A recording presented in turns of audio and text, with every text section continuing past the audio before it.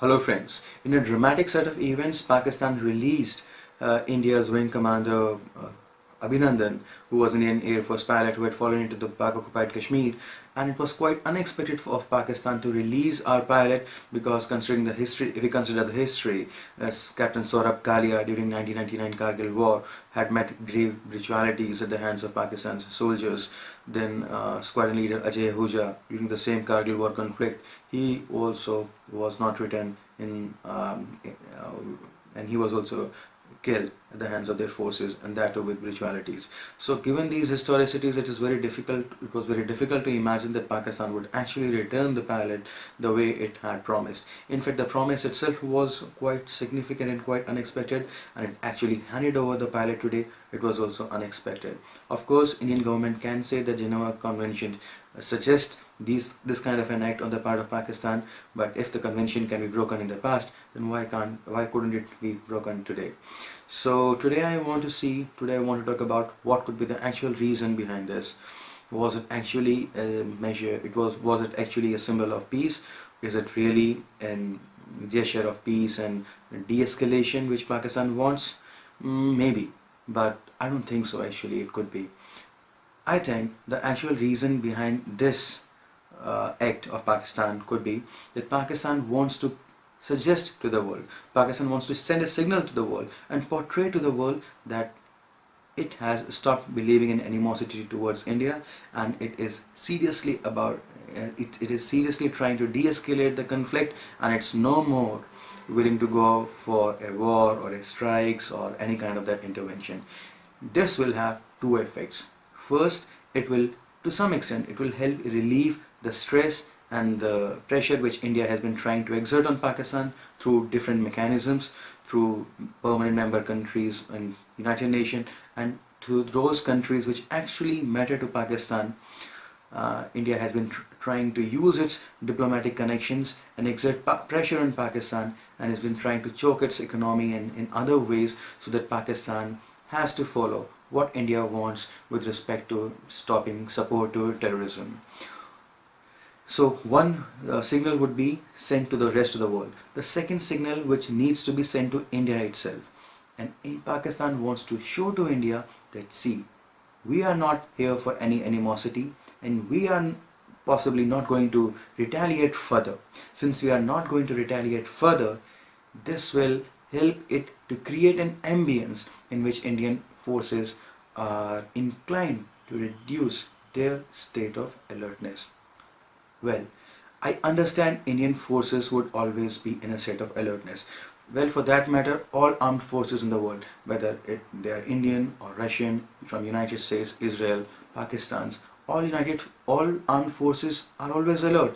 But still, even in that state of alertness, there is a degree of, there is a range in which that degree can vary. For example, the first day of a war, the degree to which you are alert on the first day of war is not the same as, say, suppose 30 days after the war is over, or 2 months after the war is over.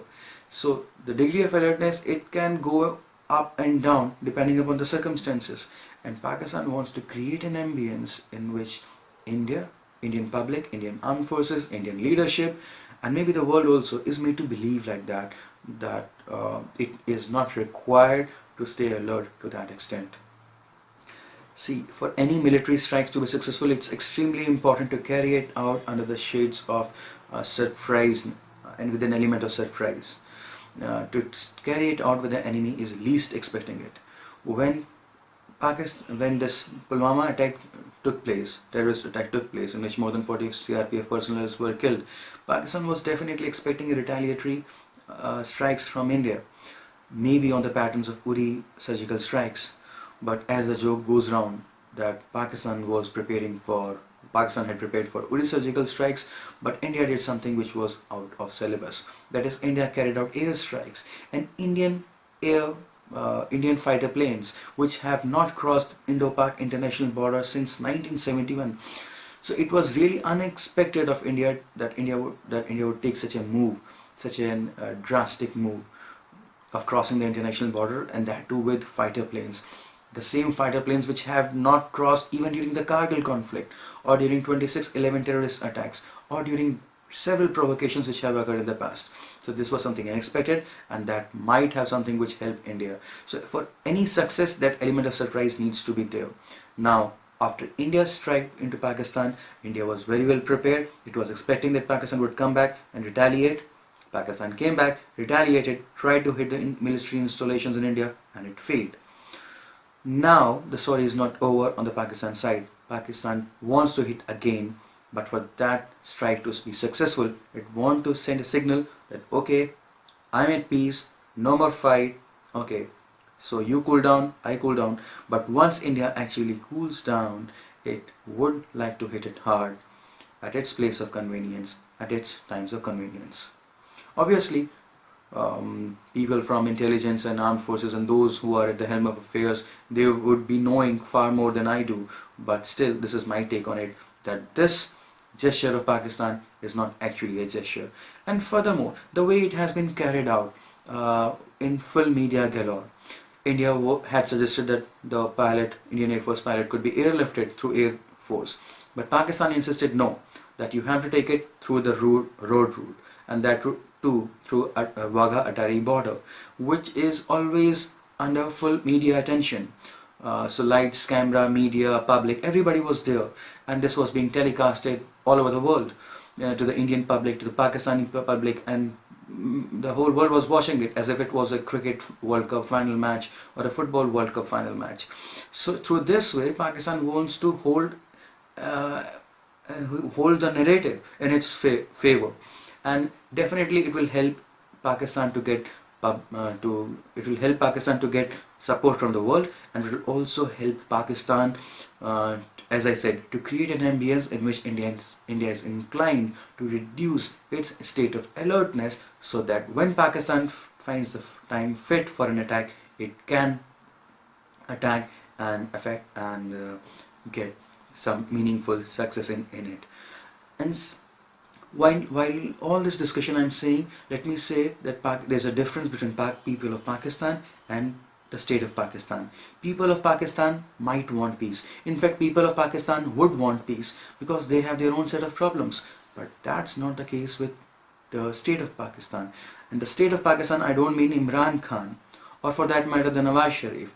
Whichever these governments or democratic governments or apparently democratic governments they are meaningless. They don't really have any effective power. The effective power in Pakistan rests with its military institution, that is the army. The army in Pakistan is like a parasite which feeds on its own host. It's eating the flesh and it's sucking the blood of the people of Pakistan. It's taking up all the resources, and it has control over all the resources. It has a control over media, over all major institutions in Pakistan. And since it is eating up all the resources, it is making people work, but it deprives its own people of the fruit of their labor. And it says to the people that, see, there is an enemy sitting across the border. So if you want to protect yourself from that enemy, who would come and eat you someday, who would come and chop you into pieces, cut you into pieces, eat your flesh. So I am here to protect you from that enemy. So make me strong. To make me strong, give me food, nourish me well. So contribute as much as you can to me. So in this way, Pakistan's army has always been trying to justify its existence, and not only its existence, but its monopoly over the affairs and resources in Pakistan. During independence, or just after independence, Pakistan's economy was better than India, or it could be better than India. It's most of the fertile land, it went to Pakistan. The canals went to Pakistan. The river waters, most of it went to Pakistan. And for several decades, per capita income in Pakistan was higher than that of India. Pakistan is connected to sea, and it's located at a strategic location. It's closer to Persian Gulf, and given all these things all these resources, all these rich resources with which it is gifted by the nature, Pakistan could have been a much more prosperous country than what it is today. But that could not happen. Why? Because Pakistan's army has thrown it into deep despair, into dark deep holes where it cannot come out of it. Why? Because it has frequently been engaged in wars with India, and as I said earlier, used most of its resources to feed itself and deprive people of Pakistan from education, from health, and from other jobs, from employment, from other economic activities, and thus keeping its economy and social development stagnated and trying to just nourish its own institution of army. So this is the reason that Pakistan's army will not like the conflict to be resolved for permanent. It will always want some sort of conflict to be there between India and Pakistan, and for that matter, the present times it has helped in the institution of army to bounce back and seek legitimacy, which was somewhat eroding, because Pakistan's people had started questioning the army, that what for are you here? Because of you, we have been deprived and our country is facing this kind of bankruptcy. Almost Pakistan is on the verge of bankruptcy. So people were asking, could have asked such questions to army, and to dodge those questions, army has found a very good opportunity, and it has diverted the attention of its people towards India. Well, someone can say that similar things can also take place in India. Even Indian government can do similar things with respect to Pakistan. Well, to some extent it could be true, but not completely. Why? Because in India we have democracy. We have opposition party which actually have got some power. They do raise questions, and after every 5 or 10 years we do have change of government, and this change of government ensures that the myths propelled by the government cannot last forever. And then there are other effective institutions like judiciary, then media also, to some extent it is free also, media is also free, and not completely, but yes, media is to some extent media is free. It does raise scandals. The previous government, the UPA government, was brought down when media highlighted its scams, 2G scams. So media is also powerful in India. Judiciary is really very powerful, and as I said, within political parties there is no monopoly of one party, and army and armed forces, they are just doing what they are supposed to do. That is their primary role. They are not governing the affairs in India. That's what political leaders do. That's what political parties do. So there is a check and balance kind of system, and in this kind of framework, it is very difficult to survive on a myth for generations and generations, and that has been the case, which unfortunately has been the case in Pakistan, that the whole country and the whole society has been surviving on this notion that India is their number one enemy, and if there is no one to protect them from India, then they would not be able to survive.